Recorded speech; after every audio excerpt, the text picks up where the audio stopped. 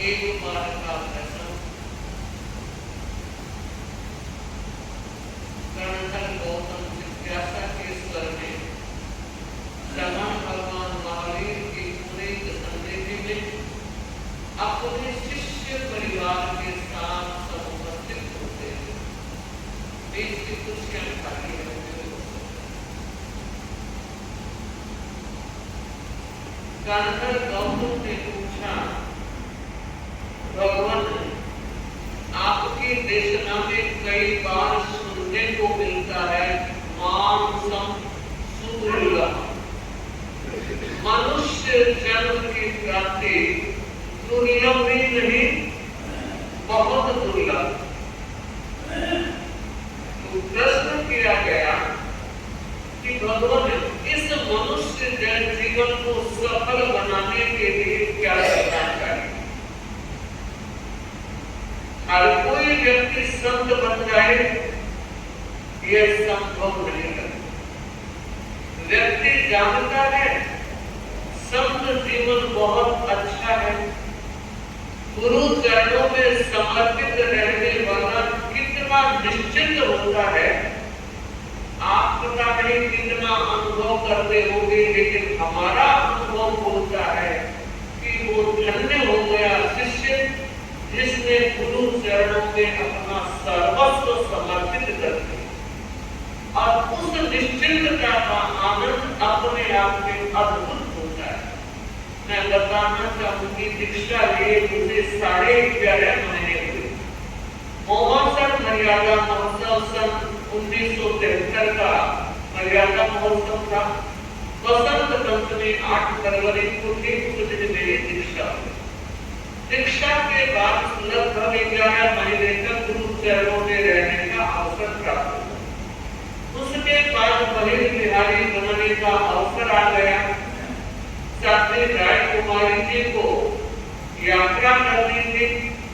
आप उन्होंने निवेदन किया, कोई भाषण देने वाली साथी जो तो मैं यात्रा कर सकती हूँ। गुरुदेव ने कृपा कराई। लगता है गुरु की नजर तभी से ही गई होगी, बाकी उस समय तो 11 महीने ही हुए थे। उनकी इस मांग पर मुझे उनके साथ गुरुदेव किए। उस वर्ष गुरुदेव वाणी तक विराज गए थे और मर्यादा महोत्सव 1974 का दिल्ली में, 73 का महोत्सव था, 74 का दिल्ली था। दिल्ली सबको नहीं लेकर आए थे गुरुदेव, हमें वहीं से विदा कर दिया। एक साथी ने मुझे कहा, महिल बिहार में जा रहे हो, गुरुदेव से पत्र मांगो कि गुरुदेव कृपा करो, पत्र दे रहा गुरुदेव देते हैं। तो नए थे, इतना नहीं जानते थे। उन साथी ने कहा तो मैंने निवेदन किया कि गुरुदेव आप कृपा कराएं, पत्र दे रहे। गुरुदेव ने अपने हाथ से पत्र लिखा। पत्र लिख करके जब मुझे देने लगे तो मैंने सोचा कि पता नहीं गुरुदेव को मेरा नाम याद है या नहीं, या तो जगह छोड़ेंगे या पूरा पत्र लिखने के बाद पूछेंगे बीमारी का नाम क्या है। जब वो पत्र मैंने अपने हाथ में लिया, पहली पंक्ति को पढ़कर मैं गदगद हो गई, जिसमें लिखा था शिष्या साध्वी गणिमा मोहम्मद और शिष्या साध्वी वाला तो एक ही पत्र है। और गुरु के हाथों से दीक्षा हुई। बाकी तो जितने आचार्य शिवाचार्य महाप्रज्ञ का, आचार्य महाप्रज्ञ का, युवाचार्य महासमंडा और आचार्य महासमंडी, सारे पत्र बहुत उपलब्ध है, लेकिन ये वर्णन एक पत्र में शिष्या साध्वी गणिमा।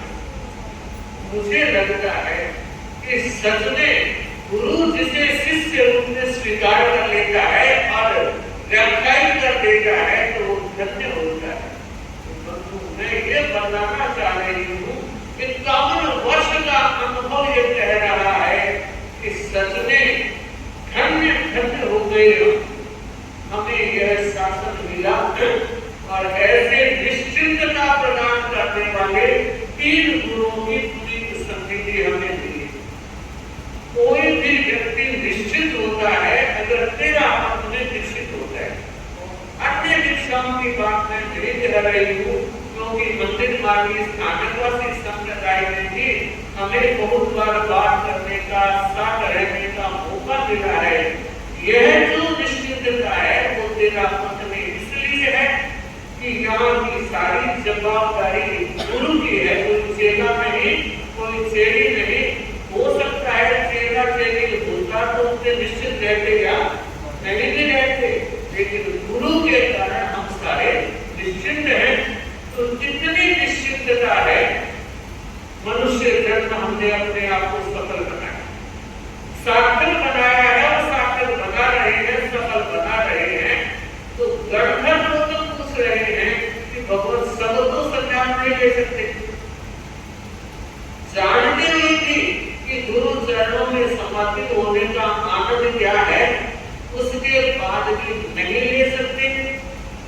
कुछ के तो भाव ही नहीं होते और कुछ के भाव तो हो जाते हैं, पर कहना चाहिए तत्व ज्ञान के हिसाब से कहें तो चारित्र मोह कर्म का जब तक क्षयोत्सव नहीं होता, दीक्षा की भावना होते हुए भी चारित्र नहीं आ सकता। तो ऐसे लोग भी हमारे धर्म संघ में भावना है, भावना थी पर दीक्षा नहीं आई, जब भक्ति की बात होती है। तो गणधर तो कह रहे हैं कि सब तो संन्यास नहीं ले सकते। गृहस्थ जीवन में रहते हुए भी वो ये तो चाहते हैं कि मनुष्य जन्म सार्थक हो। महावीर ने कहा इसीलिए तो मैंने दो धर्मों का निरूपण किया, अनगार धर्म, अगार धर्म। संत बनो, अनिकेत बिहारी बन जाओ, गृह त्यागी बन जाओ, संत बन जाओगे।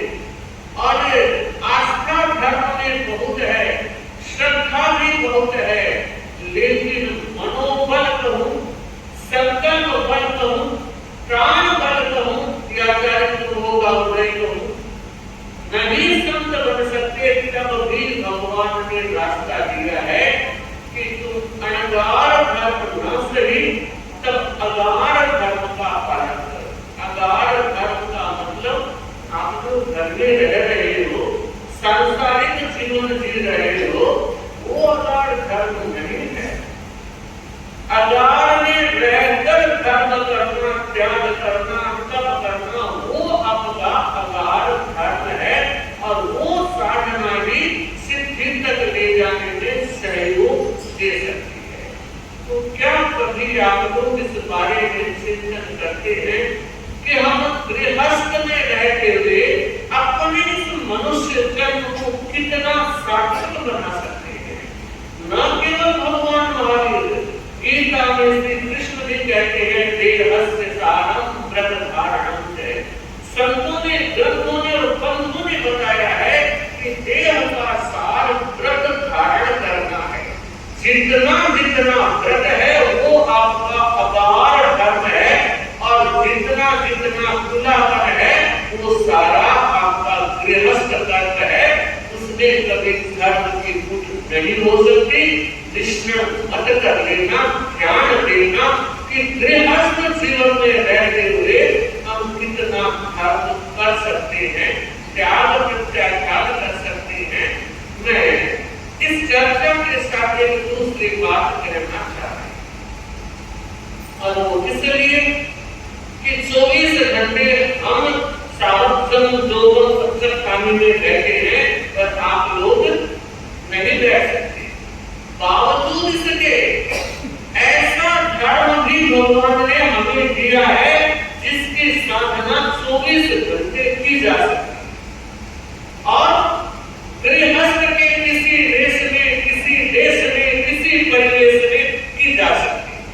और वो साधना है निर्मलता की साधना, पवित्रता की साधना और उज्ज्वलता की साधना, मन की उज्ज्वलता, वचन की निर्मलता, काया की पवित्रता, ये हमारे अपने हाथ में है। और मुझे लगता है सबसे पहले अगर विकृति कहीं पैदा होती है तो भाव जब रहे होते और भाव के बाद वो आती है मन में और मन के बाद विचार, विचार के बाद वाणी और वाणी के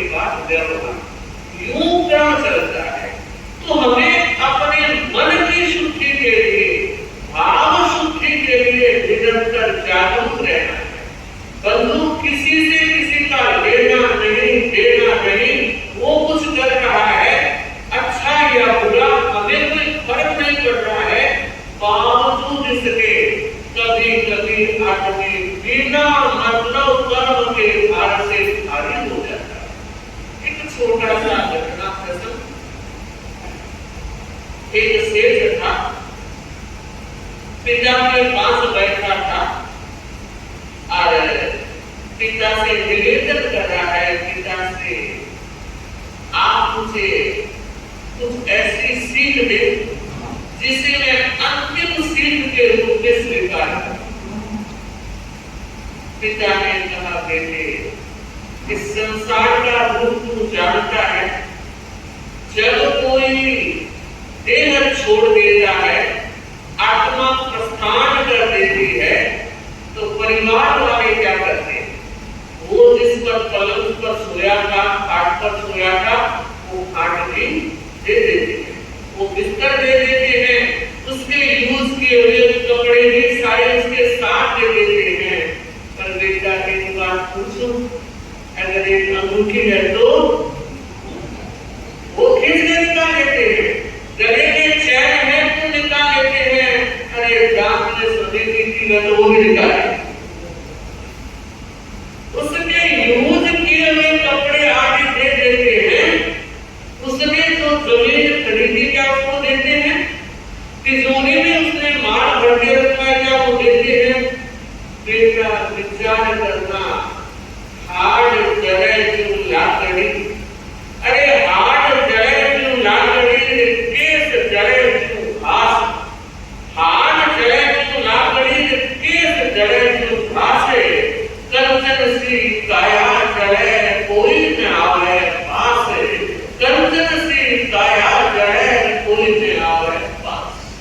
देखा, इस संसार के स्वरूप का मैंने साक्षात अनुभव किया और मैंने एक संकल्प किया कि मैं जो कुछ देकर जाऊंगा दुनिया याद करेगी, वो पुण्य मेरा, वो करनी मेरी, वो परोपकार मेरा कोई ले नहीं सकेगा, आदमी और करके।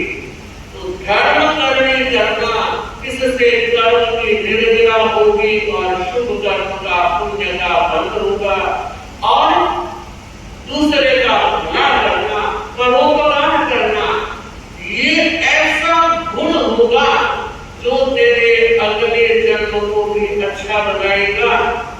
और अगर तू ये कहने किसने देखा अगला जन्म, तो बेटे मैं कहना चाहता हूँ आज वाला जन्म तो अच्छा बनेगा। अगर कोई किसी का सहयोग करता है तो मन में सोचता है आदमी नहीं भगवान है। इस वक्त में जिसने गिरते को उठाया बहुत बड़ी बात है, चोट खाकर गिर पड़े वो आदमी नादान है, चोट खाकर गिर पड़े वो आदमी नादान है, लड़ पड़ाते चरण पर हंसना बड़ा आसान है। चोट खाकर गिर पड़े वो आदमी नादान है, लड़ पड़ाते चरण पर हंसना बड़ा आसान है। थाम ले जो हाथ गिरते आदमी का, थाम ले जो हाथ गिरते आदमी का, आदमी होता वही इंसान है, आदमी होता वही भगवान है। ओम पिता अपने बेटे को कहता है कि राम जी राजी है, घर में किसी चीज की कमी नहीं है, तू तिजोरियां भरता रहेगा, साथ में कुछ नहीं जाएगा। बेटे अपने जीवन में सबका भला करना, तेरा भला होगा। उपकार करना, परोपकार करना, और इस काया से जितना हो सके धर्म ध्यान करना, और साधु संतों की खूब सेवा करना। साधु संत की शरीरी है, उनकी भी अपेक्षाएं हैं, उनकी भी आवश्यकताएं हैं, उनके बारे में तू जितना सोच सकेगा कर सकेगा, वो तेरा हीरो का व्यापार हो। और संयोग देखिए, पिता एकदम स्वस्थ थे, बेटे को सारी बात बताई और 5 मिनट में लगे बेटे के सामने त्याग। बेटे ने सोचा, मैंने कभी यह नहीं सोचा था कि पिताजी की अंतिम सीख इस तरह से होगी, पर आप जानते हैं जो जन्मा है वो मरेगा। कब मरेगा नहीं पता, लेकिन मरेगा। और यह भी पक्का है जो मरा है वो चढ़ने बंद छाया कल्प हो गया बेटे का। पिता की हर बात को उसने इतने ध्यान के साथ स्वीकार किया कि कुछ ही दिनों में बाप से बढ़कर बेटे का नाम, और नाम तो होगा चलने वाले जो चलते रहे। जो व्यक्ति काम करेगा नाम होने से कोई रोक नहीं सकेगा, और काम नहीं करोगे तो मुझे लगता है नाम कितना ही चाह लो, चाहने से होगा। आपको बेटा दुकान में जो कुछ काम करता है नक्की कर लिया, एक समय के बिना तो दुकान जाना ही नहीं। जब जीवन में बदलाव आता है, रूपांतरण आता है, तो युद्ध कब होता है पता नहीं लगता। शाम को घर आने से पहले गांव में सब होते तो एक सफाई बात करूंगा, फिर प्रवचन में जाना, साधु संतों की सेवा करना, और आप जानते हैं साधु संतों का आशीर्वाद बहुत चलता है, सेवा करके देखो। और दूसरा जो पिता ने कहा था, भाई हो सके तो किसी का सैको और भला करना, पर जिंदगी में कभी बुरा मत करना, जिंदगी में कभी आगे बढ़ने की टांग मत खींचना।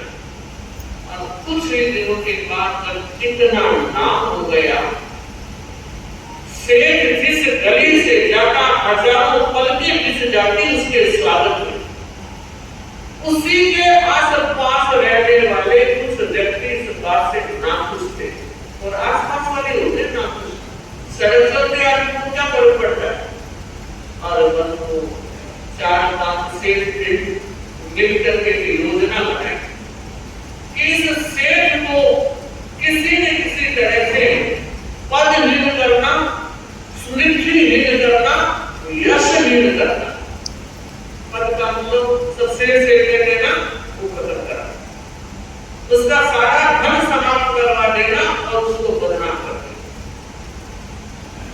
योजना बना करके राजा के पास गए। राजाओं का राज था, राजा के बिना पत्ता भी नहीं मिल सकता था। तो जाकर कहा महाराज एक फरियाद लेकर आए। क्या कहा, आपके ही शहर में रहने वाला एक सेठ, जिसको सारे लोग इतना सम्मान देते हैं कि शायद आपकी सवारी निकले तो इतना सम्मान मिले या नहीं मिले जितना उसको मिलता है। और इस वजह से वो सेठ कहता है राजा मैं हूं, आपके रहते हुए वो राजा बनकर जिला। राजा ने बात सुनकर के कहा मैं थोड़ा सा चेक कराऊं, प्रोसेस भी होनी चाहिए। आपने कहा इसमें सच्चाई भी नहीं। और जो वे थे बावले थे, देखा सारे लोग जब से जहां से गुजरता है सारे आंख झुकती है, सर झुकता है, हाथ झुकते हैं, और वृंदावन ठीक होने का बस इतना देर करके राजा को कह दिया कि ये जो सेठ लोग हैं वो ठीक है। अब राजा ने सोचा सेठ मूल्यवान है, मूल्यवान का मतलब स्तंभ रहना चाहिए। अगर सीधा हुआ टूटा तो पूरा महल गिर जाएगा, बदनामी हो सकती है, लोगों में कुहक हो सकती है, और कोई क्रांति की बात भी प्रारंभ हो सकती है। क्या करना चाहिए? तो राजा ने सेठ को याद किया, सेठ उपस्थित हुआ, याद करने का समय था, पूरी परिषद भरी हुई। और जब राजा ने सेठ को याद किया उस वक्त तो सेठ आया। राजा ने कहा सेठ तुम्हारे लिए एक प्रश्नावली तैयार की गई। ठीक है महाराज फरमाइए कि पहले सुन लो, नियम कानून सुन लो फिर बात करो। कि मैंने 4 प्रश्न तुम्हारे लिए तैयार किए, ठीक है? ये 4 प्रश्न तुम्हें इनका उत्तर उत्तर देना। अगर तुम उत्तर दे दोगे तो सब कुछ ठीक, तुम आज जैसे हो उसी पोजीशन में रहोगे। उत्तर दे दोगे तो उसी में रहोगे, नहीं क्या कुछ मैं रुतबा बढ़ा दूंगा, वो तो बढ़ाने के पक्ष में नहीं था, पर नहीं मालूम कि रुतबा बढ़ता कैसे है, कौन बढ़ाने वाला, उनकी ताकत और ऊपर वाले का आशीर्वाद। फरमाइए कि अगर 4 प्रश्न के सही उत्तर दे दिए तो तुम एलिजिबल रहोगे, अर्थात तुम्हारी धन संपदा दौलत तुम्हारे पास है। और अगर तुमने सही जवाब नहीं दिया, 4 में 3 से लोगे तो 3, 4, 2, 1 नहीं, पूरा का पूरा 4 प्रश्न अगर सही हुए तो एलिजिबल रहोगे, वरना तुम्हारी सारी संपत्ति जब्त कर ली जाएगी, राज के भंडार में आ जाएगी और तुम्हें देश निकाला दे दिया जाएगा। तुम्हें का मतलब, फिर ने पूछा महाराज तुम्हें का मतलब कि तुम और तुम्हारा परिवार असमंजस में। लेकिन देखिए कितना दिलेर रहा होगा, चिंतन कीजिए, हठात कोई ऐसी स्थिति हो तो चेहरे का रंग उड़ जाए, धड़कन बढ़ जाती है, धरती कांपने लगती, फिर भी वो खड़ा रहा हो। आज उसने कहा जाता आपका आदेश सिरवा, और मैं बताना चाहूंगी बड़ों के सामने यही कहना चाहिए आपका आदेश सिरवा। तो कम से कम उससे उग्र होने से तो बता दोगे, अगर तर्क वितर्क करोगे तो दूर चलो। उसने कहा महाराज प्रश्न मैंने सुन लिए हैं, पर ये प्रश्न बहुत कठिन है, इसलिए अगर आप चाहते हैं कि मैं अभी का जवाब दूं तो संभव नहीं, इसके लिए मेहरबानी करें मुझे वक्त दे। और राजा ने निकल गया हाथ से, मैं तो अभी का अभी साफ करना चाहता था, तो तुम बोलते दोनों साफ करने वाले, किस्मत कोई किसी की ले नहीं सकता। बड़ी परिषद में लोगों ने देखा कितने भले आदमी को किस तरह से फंसाया गया, समझ में तो आ गया। लोगों ने खड़े होकर दलाली देखी, कब सहयोग के अभाव कब काम आता है, और लोगों ने कहा भले से है, इन्हें वक्त तो दिया ही जाना चाहिए। राजा ने पूछा से कितना टाइम चाहिए, कि महाराज कम से कम 60 दिन तो चाहिए। और राजा ने कहा ठीक है, आज से अगले दिन किसी समय और किसी तरह की परिषद के बीच तुम अपने उत्तर लेकर आओ। टाइम है, समय बंद लगाकर उठता है, पता ही नहीं लगता, अरे वक्त बीत गया, कितने दिन हो गए, 7 दिन क्या मायने रखता है। घर गया, चारों प्रश्न हाथ में है, उदास चेहरा है, भोजन का वक्त हो गया था, सेठानी इंतजार कर रही है, और कहते से आज देर कर दिया आपने, तो सब पान बाजू सब खाना तैयार है, तेरा जो हाथ हो भोजन कर, मुझे बताओ भोजन अच्छा लगे। सेठ ने न हाँ कही न ना कही, 4 बेटे थे सेठ के, चारों बेटे बहुए सेठ जब आता था तो खड़े रहते थे कि बस पिताजी भोजन कर ले, उसके बाद हम ग्रहण करेंगे। इतना सम्मान और उतना पिता के प्रति आदर का भाव कोई ऊंचाई नहीं रही होती। परंतु सेठ ने जब इस तरह की भाव दिखाई, मैं हाँ की मैं ना कही, तब पत्नी ने चेहरे की तरफ देखा और कहा बात क्या है, नहीं पैदा हो गए। चारों बहुओं के कान खड़े हो गए, बेटों के भी कान खड़े हो गए, और पूछा पिताजी आपको और कठिनाई हमें कठिनाई होती है तो आप समाधान देते हैं, आपको कैसी कठिनाई।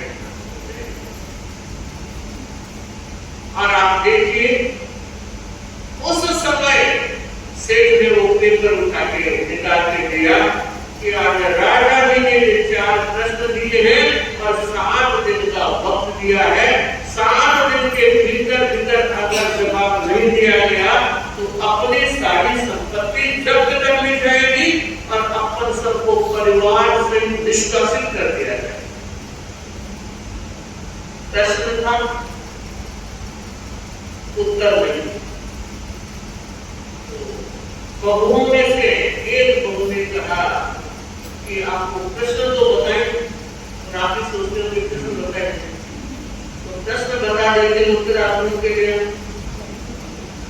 पहला प्रश्न था, वो क्या है जो घटती ही घटती है। दूसरा, वो क्या है जो बढ़ती ही बढ़ती है। वो क्या है जो घटती भी है बढ़ती भी है। वो क्या है जो न घटती है न बढ़ती। सब ठंडे हो गए पर ये गर्म नहीं। छोटे बहू ने कहा, पिताश्री बहुत आराम से मैं इसका उत्तर दे सकती, पर एक शर्त है, क्योंकि आपके घर की एक मर्यादा है कि हम बहुएं घर से बाहर नहीं जा सकती, किसी से बात नहीं कर सकती। ये सारा सिस्टम है। अगर इस सिस्टम को हटा दिया जाए और मुझे राजा के पास पहुंचने का मौका दिया जाए तो आमने सामने मैं राजा को सारी प्रश्नों का उत्तर दे सकती। परंपरा का पोषण करने वालों के लिए कोई कठिनाई तो जरूर होती है, पर क्या करें, अपने बेटों को बहुओं को भोजन देकर दे गया और नहीं ले कि बोलो बहू रानी जो कह रही है वो करना है क्या। तो बेटों ने कहा, पिताश्री थोड़ा हम भी देख लेते हैं, अगर हमें उत्तर आ गया तो हम क्या कर देंगे, तो बहुत अच्छी बात। और बहू ने भी कहा, अगर ऐसा होता है तो अच्छी बात है, आपको जैसा ठीक लगे। आप देखिए बेटे प्रश्न का इंतजार कर रहे हैं कि कोई उत्तर आ जाए, कोई उत्तर आ जाए। 3 दिन बीत गए और आकर के कहा, पिताश्री नहीं आया। और अब से बेटा तो फिर छोटी बहू को वक्त देना चाहिए और ताकि दिन का समय दे। चारों भाइयों ने अपनी मां के साथ चिंतन किया और मां ने कहा, बेटे ये मान मर्यादाएं 2 नंबर की है और घर की रक्षा अपनी सुरक्षा पहले नंबर पर है। अगर छोटी बहू ने विश्वास के साथ कह रही है तो काम बढ़ सकता है, मौका देना चाहिए। और निर्णय हुआ कि छोटी बहू जाएगी, साथ में सेठ जाएगा, चारों बेटे जाएंगे, बहुओं में से बस ये भी जाएगा। तो तीनों ने कहा, मोरिया पटरी की पहला तो मौका आया है जब घर से बाहर ओपन में हम जाएंगे, मेहरबानी करो हमें भी मौका दो। बोलेंगे नहीं, सुनेंगे तो सही, देखेंगे तो सही, पहली बार राजा से मिलने का मौका मिल रहा है। और तब से खाने की गए और कहा नहीं, पूरे परिवार के साथ जाएंगे। जब